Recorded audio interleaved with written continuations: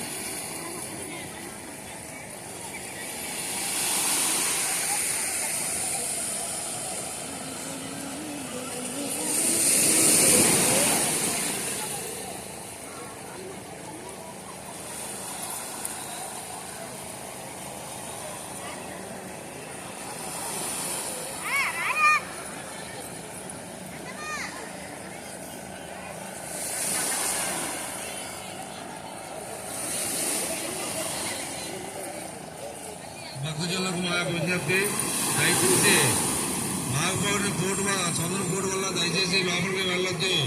ఇంకో గంటలో చంద్రకోటి ఎక్కువవుతుంది కాబట్టి దయచేసి ఒట్టే స్నానం చేయవలసిందిగా కోరుతున్నాం. ఎవరైనా సరే దయచేసి కుడివైపు ఎడవైపు వెళ్ళొద్దు. ఈ సెంటర్లోనే స్నానం చేయండి. అటువైపు రాళ్ళగుట్లు ఉన్నాయి కాబట్టి చాలా ప్రమాదకరం. దయచేసి మధ్యలోనే స్నానం చేయండి.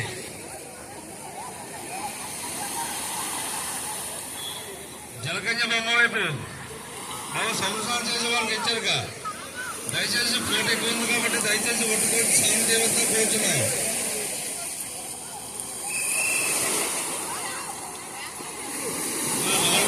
దయచేసి అక్కడ సంవత్సరాలు చేయొద్దమ్మా. ఎవరైనా వచ్చి మధ్యలో స్నానం చేయండి.